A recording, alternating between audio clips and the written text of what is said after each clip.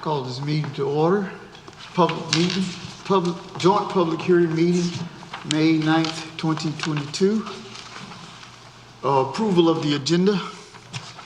I make a motion, we approve the agenda. I second. There's a motion and a second.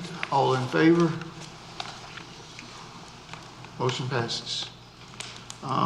This public hearing is on the flood hazard overlay district. I declare this public hearing open. Ask for staff presentation. Good evening, Mr. Mayor, members of the board, members of the planning board. The first and only item before you today is a series of text amendments associated with our flood hazard overlay amendments.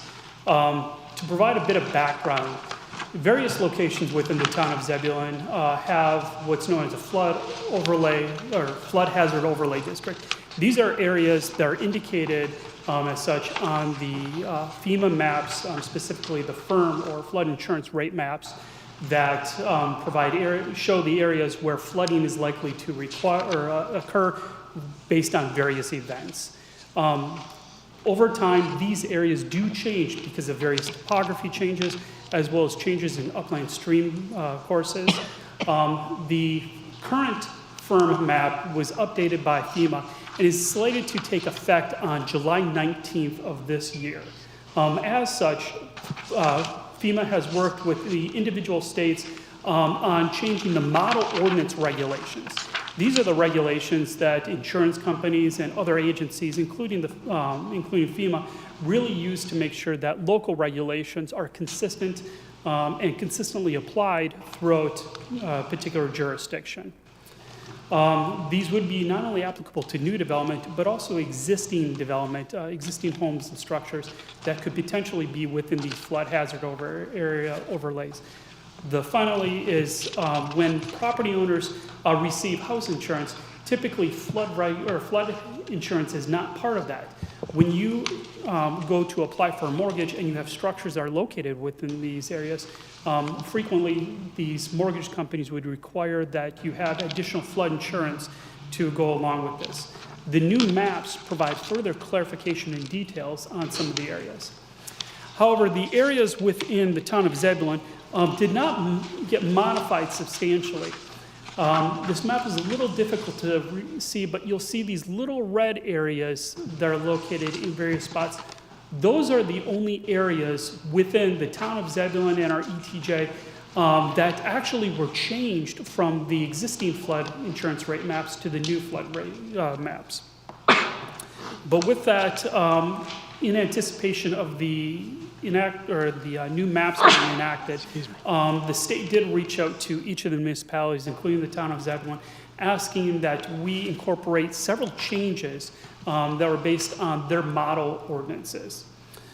Those changes are found in section 3.8.2, which is our existing flood overlay district. Namely, it updates the statutory references that are associated with the model ordinances, the flood rate insurance maps, and other applicable regulations. The provisions specifically in terms of locations of structures in proximity to corporate limits, ETJ, those were updated. The application of regulations as they apply to new applications coming in, there's additional documentation and materials that would need to be included if somebody were to construct structures within the floodplain. It is worth noting that new development, we do not allow for these lots to be platted within the flood hazard area overlay, but if somebody does have an existing lot of record, there are mechanisms that one could go through to be able to still construct a single-family residential dwelling. These regulations are more apparent on the coastal communities where you typically see a parking pad underneath a raised structure. This is something that is permitted and is more or less required by the model ordinances. It also updates the requirements in terms of corrective procedures. you'll see in the draft regulations, there's quite a bit of additional text that's located at the end of one of the sections. These additional requirements were put forth that were not part of the previous model ordinances moving forward. It is worth noting that these requirements are required to be adopted because not only does it adopt the references to the new flood rate map, but also these new regulations which FEMA as well as the state are asking all the municipalities to update. The draft regulations that are before you tonight were also sent to the North Carolina Department of Public Safety's Emergency Management Risk Management section. Their planner went through, reviewed these, and determined that these are in compliance with their recommendations. The last part is the definitions section was also updated. With all regulations, you need to have really good definitions of who does what, as well as clarifying of what document is what. All the language that is in both section 3.8.2 as well as section 9.4 did come directly out of the model ordinances, and the references for town of Zebulon or other related references to other sections of our ordinances were the only items that were updated from the model ordinances. So before you tonight is a joint public hearing, so staff recommends accepting public comment and then referring the matter to the planning board for recommendation. And with that, I'm available if you have any questions.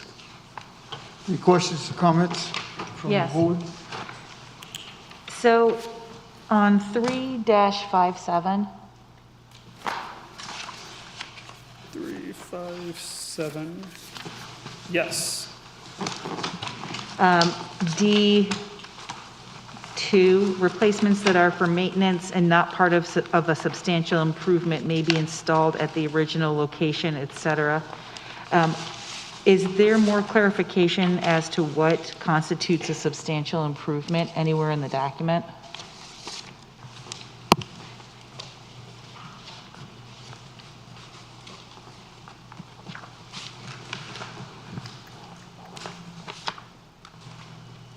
A substantial improvement would be, let's say if you tear down the dwelling or the other structure and reconstruct it, that'd be a substantial improvement.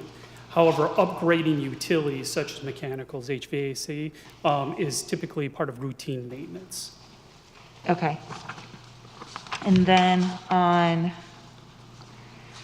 3-59, is there a I didn't see a map anywhere that listed the different zones, and I'm curious as to how many and where properties in Zebulon are in reference to those zones. Yes.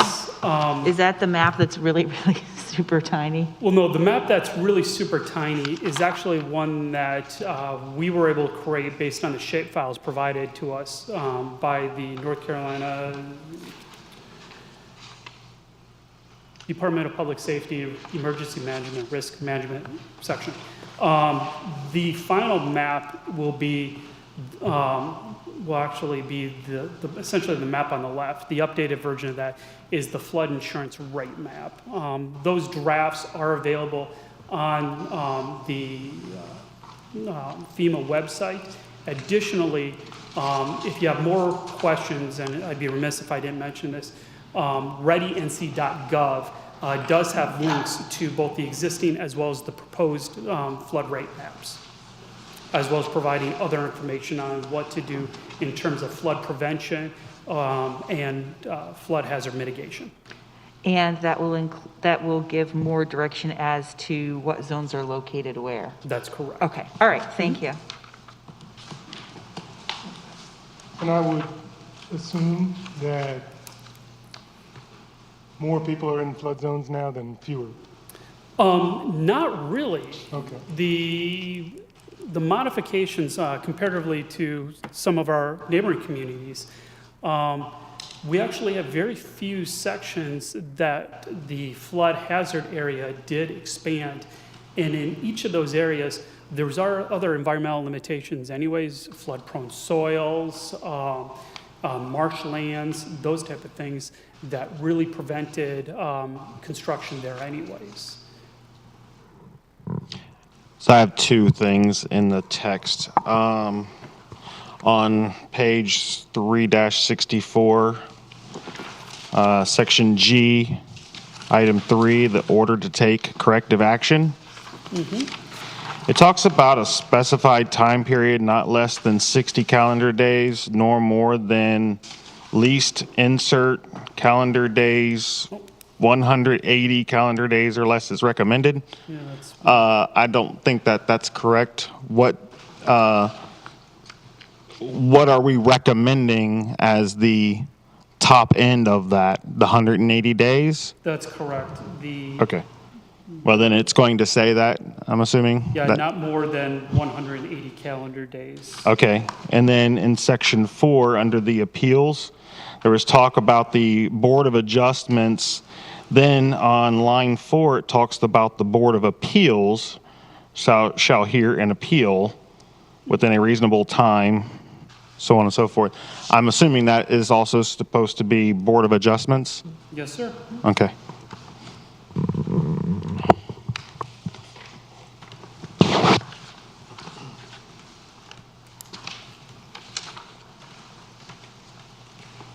Any other questions from the board?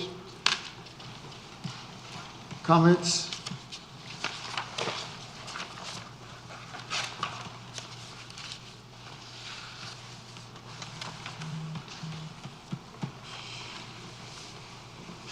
Hearing none, we will now take public comment from the podium on my left, if anyone wishes to speak. In favor? You come up and address. Podium to the left.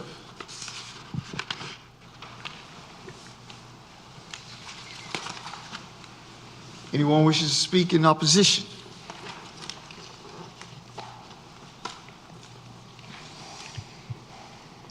Anyone? Mayor, may I just make two more comments before we move further? On 940 and 946, I'm not sure that the beginning of those sentences need to be capitalized. It might be a little item minutia, but the rest of the items in the following are capitalized. Is that 946? 940 at Oh, I the see, very I see, bottom, yes. and then 946 at the very top. It's minutia, really. There were some formatting errors where it was converted over. Okay. Yes, thank you. Thanks. Sorry, Mayor. My apologies. Anyone wishing to speak neither against, but has something to say about the case?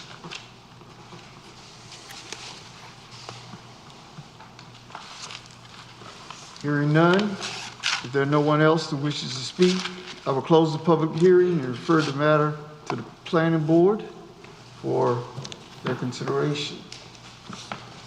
Do I have a motion to adjourn? Move to adjourn? Second. Second.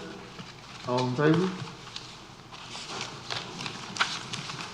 Matter is referred to the planning board. Adjourn.